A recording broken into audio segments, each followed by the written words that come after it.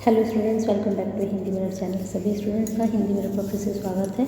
अभी जो कंटेंट हम लेकर आए हैं, उत्तराखंड ओपन यूनिवर्सिटी के आजकल एग्ज़ाम चल रहे हैं और आज आपका पेपर BAHF था, यानी कि जो हिस्ट्री का पेपर है तीनों ही क्लासेस का था, BA first year, BA third year, BA second year. तो हमने काफ़ी कंटेंट आप तक पहुँचाया, प्रीवियस क्वेश्चन पेपर भी और साथ में बुक का भी एनालिसिस हमने आपके साथ किया। तो चलिए आज आपका तैयारी कराते हैं BAHI 2, यानी कि जो आपका 302 है, 102 है और 202 है, तो उससे संबंधित आपको बता देते हैं। और कमेंट बॉक्स में ये ज़रूर बताएं कि आपका जो आज का पेपर था वह कैसा हुआ है, क्योंकि आप हमें कमेंट बॉक्स में बताएंगे आपका पेपर कैसा हुआ तो हमें भी पता चलेगा कि जो हिंदी मिरर की तरफ से तैयारी कराई जाती है वो कितनी सक्सेस है आपके लिए और कितनी यूज़फुल है। तो अगर यूज़फुल है तो एक लाइक तो बनता है, कर दीजिए और शेयर कर दीजिए सभी स्टूडेंट्स को। आपके साथ साथ बेनिफिशियल होने के साथ साथ ये वीडियो आपके शेयर करने से और स्टूडेंट्स के लिए भी बेनिफिशियल हो सकती है। तो चलिए लाइक कर दीजिए, शेयर कर दीजिए और हिंदी मिरर का परिवार का हिस्सा अभी तक नहीं बने हैं तो हिंदी मिरर से जुड़कर इस हिंदी मिरर के परिवार का हिस्सा बन जाइए और आने वाली जो वीडियो हैं उनको लेने के लिए बेल आइकन भी हिट कर लीजिए। चलिए पहली जो यूनिट बनेगी अभी जो हम करा रहे हैं वह करा रहे हैं 102, यानी कि BHI 102, उसके बाद आपका 202, उसके बाद आपका 302 हम कराएंगे। स्टेप बाय स्टेप चलेंगे। तो यहाँ पर जो आपका पहला ब्लॉक है तो इसमें यूनिट है 4, वही पैटर्न है जो सेम आपका 101 में था। तो पहला जो यूनिट है इसमें जो टॉपिक रहेगा इस्लाम का आगमन।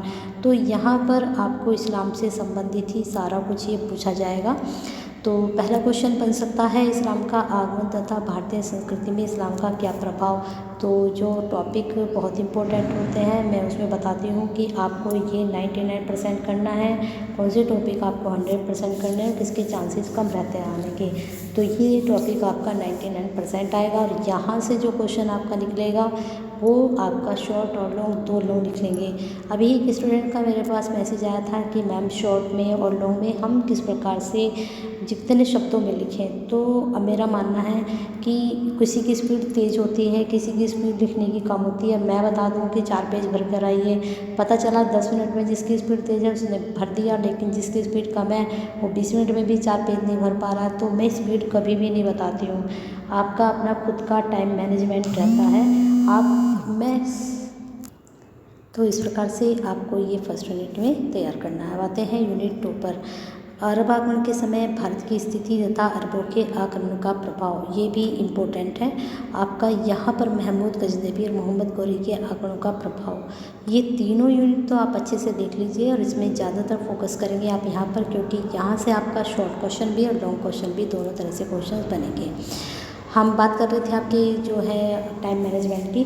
तो टाइम मैनेजमेंट आप इस प्रकार से कर सकते हैं, जैसे कि आपका 2 घंटे या 3 घंटे जैसे भी पेपर होता है तो उसमें आपको क्या करना है कि शॉर्ट क्वेश्चन आप 1 घंटे में निकाल लीजिए, लॉन्ग क्वेश्चन आप 1 घंटे में निकाल लीजिए। इस तरह से आपको डिवाइड करना होता है। अब 1 घंटे में अगर हमारे 5 क्वेश्चन आ रहे हैं तो हम उसका टाइम कैसे डिवाइड करेंगे।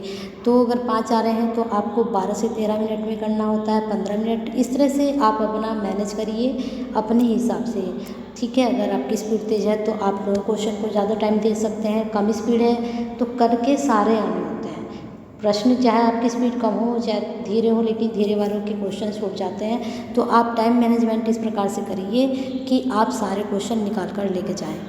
नेक्स्ट आपका है ब्लॉक 2। इसमें सल्तनत कालीन इतिहास जो रहा है वो 1206 से लेकर 1526 तक रहा है और इसमें जो आपके वंश रहे हैं गुलाम वंश रहा है और तुगलक वंश रहा है, बहलोल लोधी, ठीक है।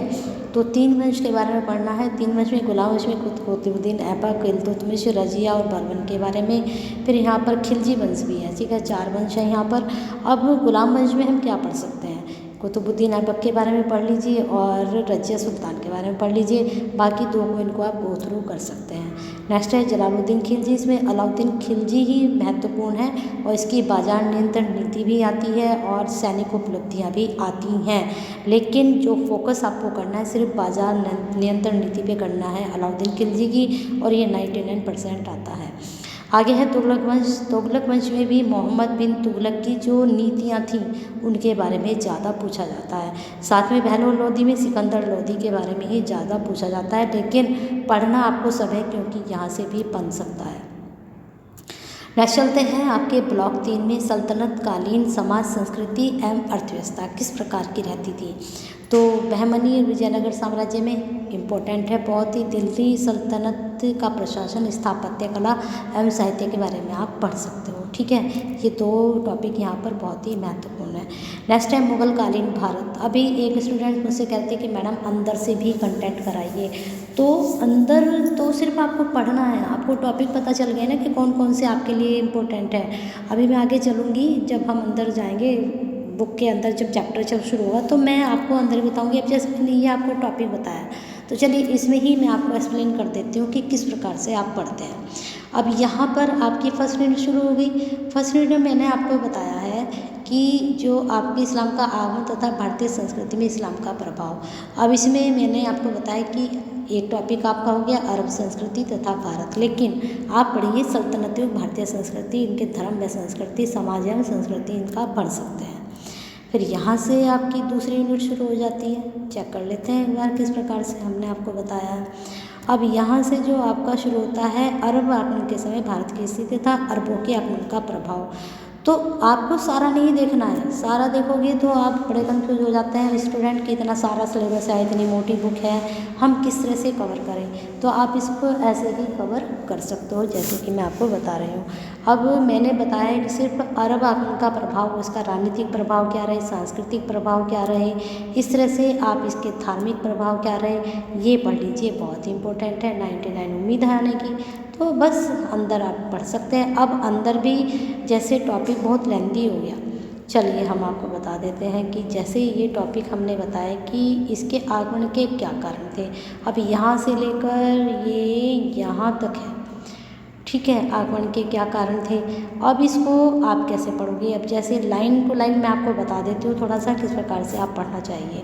भारत और अरब के बीच दीर्घकाल से व्यापारिक संबंध चले आ रहे थे, बहुत ईजी है। 7वीं शताब्दी में इस्लाम धर्म के अपनाने से पूर्व भी अरब के साहसिक व्यापार वाणिज्य के कारण हमारे समुद्री तट प्रदेशों में आगमन करते थे। ठीक है, ये भी ठीक है। चलिए आगे चलते हैं। स्थानीय जनता द्वारा उनका हार्दिक। अब ये इतनी इजी लैंग्वेज है यहाँ तक, तो ये लाइनें आप खुद से भी बनाकर लिख सकते हो, थोड़ा सा इनको दिमाग में बैठा लीजिए। अब हमें हाईलाइट क्या करना है, हाईलाइट हमें करना है जैसे अरबों द्वारा इस्लाम धर्म अपनाने पर इनके साथ भारतीय जनता शासक वर्ग के हमारे कोई अंतर नहीं आया था, तो इसको आप अंडरलाइन कर सकते हो। ठीक है, अब जैसे यहाँ पर ये चीज़ है, आप इसको देख लीजिए नीचे कि जैसे यहाँ पर है कि उनका पहला आगमन मुंबई के निकट थाना को जीतने के लिए खलीफा उमर के काल में हुआ था। तो अंडरलाइन आपको क्या करना है, आगमन हुआ आपको पता है, ठीक है, निकट थाना, इसको आप ऐसे हाईलाइट कर लीजिए अगर आपके पास हाईलाइट है, ऐसे खलीफा उमर को, और ये जो चीज़ है इसको हाईलाइट कर लीजिए। तो क्या होगा, आपको सारा पढ़ने की ज़रूरत नहीं होती, जो आपने हाईलाइट किए हैं शब्द वो आप पढ़ लीजिए, ध्यान में रखिए। तो ये चीज़ें आप खुद से भी लिख सकते हो थोड़ा बहुत पढ़ने के बाद। तो हम चल रहे थे चैप्टर की तरफ, आपके किस तरह से चैप्टर्स के हम बता रहे थे आपको।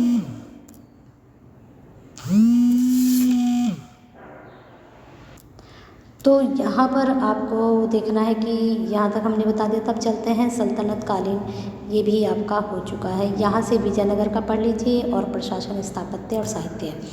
नेक्स्ट आ चुके हैं ब्लॉक 4 में। ब्लॉक 4 में मुगल कालीन भारत, इसमें बाबर भी इम्पोर्टेंट है आपका और हुमायूं, तो पढ़ लीजिए। अकबर तो बहुत ही इम्पोर्टेंट है, इनकी धार्मिक नीति जरूर पढ़ लीजिए, ठीक है, बहुत इम्पोर्टेंट है। राजपूत नीति तो चाहे ना पढ़े लेकिन धार्मिक नीति जरूर पढ़ लीजिए।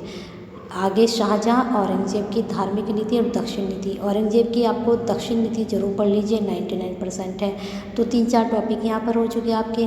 आगे चलते हैं ब्लॉक 5, तो हर एक में 4 यूनिट हैं, तो इस प्रकार से आप 20 यूनिट कवर कर चुके हो। मुगल प्रशासन का स्वरूप पढ़ लीजिए, जागीरदारी प्रथा पढ़ लीजिए। मैं सारा नहीं बताती हूँ, मैं सिर्फ वही टॉपिक बताती हूँ, वही टॉपिक फोकस करती हूँ जो लगता है कि एग्जाम में आएंगे ही आएंगे, ठीक है। मुगल स्थापत्य कला तथा चित्रकला जरूर पढ़ लीजिए। मराठों के उत्थान के क्या कारण थे पढ़ लीजिए।